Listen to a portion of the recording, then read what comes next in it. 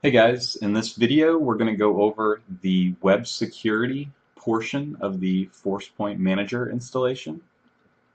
If you have not yet already checked out the Forcepoint Infrastructure installation video, please check that out. It has some very important server preparation steps that need to be followed before going forward and installing the web security component.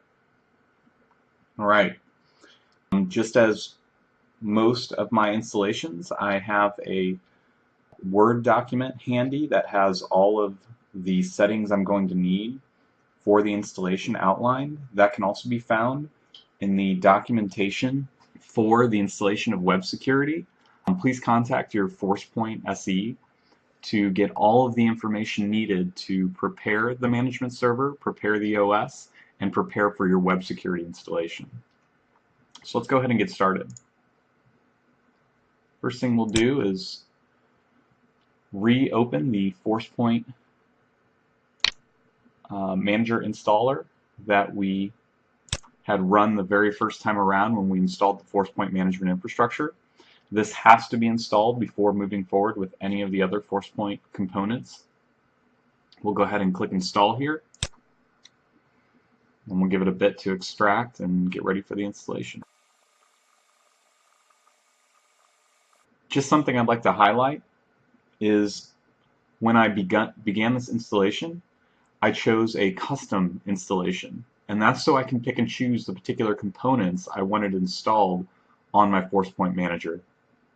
I believe this is the best way to go, especially for enterprise environments, as it allows you to not only get used to the Forcepoint installer and see what options you have available, but it also allows you to properly install all of the necessary components, whereas choosing kind of our quick installation method does install the proper components, but may be missing some of the ones that aren't as generic across the installation. So there are several components that are necessary for a web security installation. You can see we're in the portion of the installer where it gives us the option to install whatever we want, and this is again presented because we chose custom installation. So I'm going to go ahead and always install the policy broker on your Forcepoint Manager server. That's very important, as this acts as the central repository for your policies, and it also allows for easy backup of your policies so that in the case of any kind of outage or loss of the management server itself, you have backups created from the management server and can easily restore. So we're going to go ahead and install Policy Broker, Policy Server, Filtering Service. Network Agent, it's up to you whether you want to install this. Network Agent allows you to control protocols outside of HTTP, HTTPS, and FTP. I'm going to go ahead and forgo installing Network Agent for now and potentially make that into a video later down the road. We're going to install Usage Monitor, State Server on the Manager server, the Triton Manager Web Module,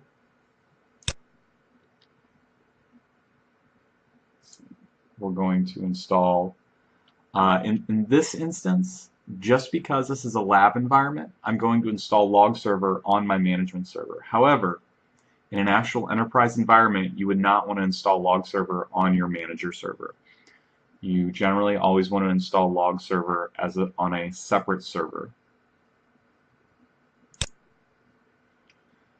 Real-time monitor allows me to see traffic live as it's flowing through my proxy appliances. User identification services. We're going to install user service. DC agent is optional here. You'll want to ask your Forcepoint SE if they recommend installing DC agent. I am not going to in this case because DC agent utilizes some legacy methods of identifying users in the environment. I'm going to choose to use the native Kerberos or integrated Windows authentication method in my appliances when I install those for the web proxy side of the house. Scroll down. we're going to install linking service, sync service, and directory agent. These components are for interoperability with some of our additional modules.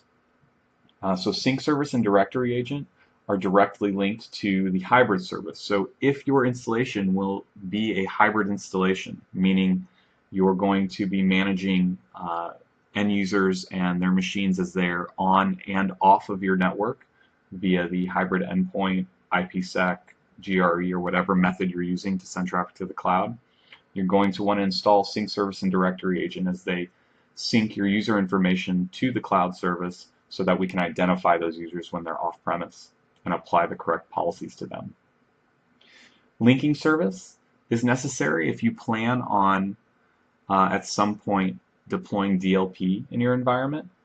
You can always come back and reinstall these services or install these services at a later date if you don't install them upon the initial install. However, I know that I will be installing DLP, which is why I'm installing this now.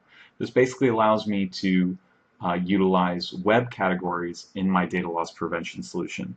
So I get the benefit of all of the categorization used by Forcepoint's web security solution, and I can use that as a destination when I'm creating data loss prevention policies and rule sets. So with those selected, I'm going to go ahead and hit next. You also have the option to make this policy broker a standalone broker or a primary broker if you're doing what are called replica policy brokers. These basically add more of a high availability component to your environment regarding where your primary policy configurations are stored. So if you have a distributed infrastructure, let's say your management is going to happen out of the United States and you have other businesses that you utilize our proxy appliances for in Europe, you would probably want a replica policy broker installed in Europe. You should always make your Triton manager, though, your primary broker. So make sure you take note of the password that you utilize when installing this as a primary broker.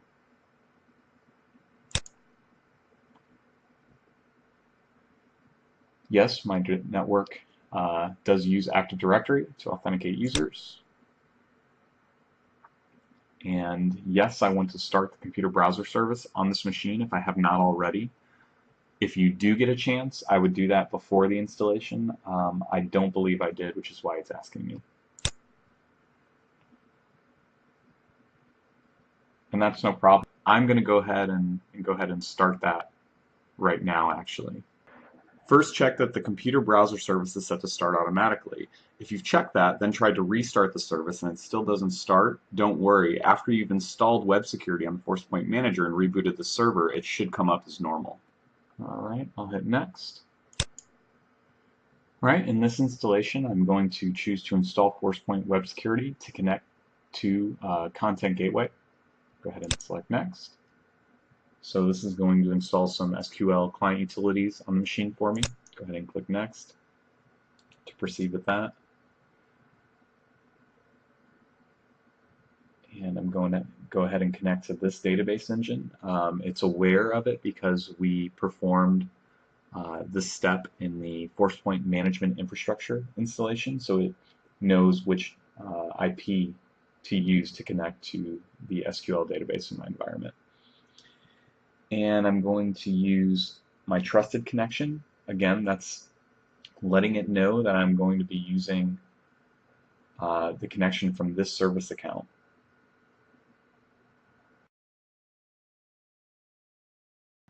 All right.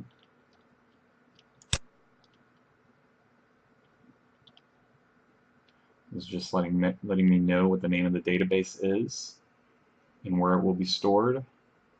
If I want to change the path, then I can do that right here. But I do not. I want to leave it as is. So I'll go ahead and hit next. These options I recommend reading up on to determine which is best for your organization. I would just leave these options at default, though.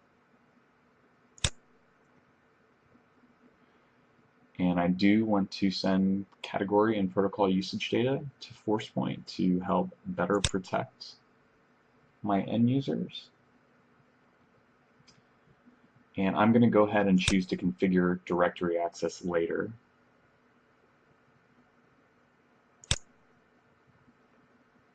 All right, this is a summary of everything that's being installed.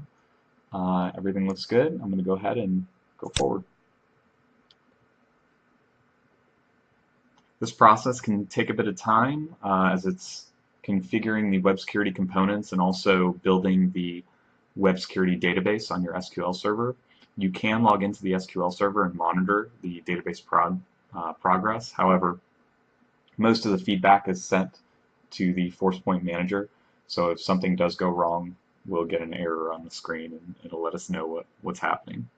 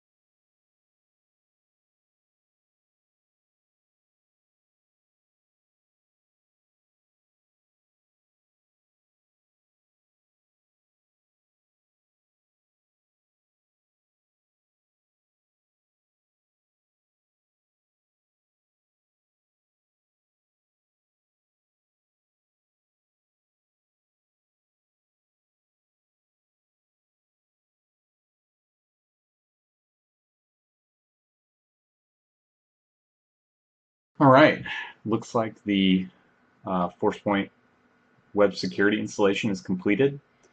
I'm going to go ahead and click Next and let it just kind of finalize everything. And looks like it did. I'll just wait till the hourglass goes away. All right. So I'm going to go ahead and close this out and choose to keep the installation files. And then I'm going to restart. It's always important after every major installation, whether that's installing web security, email security, or DLP, to restart your server. It's just good practice. So we'll go ahead and restart this. All right, my machine has rebooted, and now I want to go ahead and just double check on that computer browser service that we got prompted to start in the web security installation. So let me go ahead and check that out. I'm sure there are quicker ways to get to services, but I'm just using the old school search method. And perfect. Looks like that service is now running. We're good to go. Let's go ahead and while we're here, we can peer down and see if our Forcepoint services have started. And you can see they're still using the legacy service names. However, all of these have been installed properly, it looks like, and are up and running. So as long as the first and last WebSense service and everything in between has a running status, looks like we're good to go right now for web security. Thanks for watching.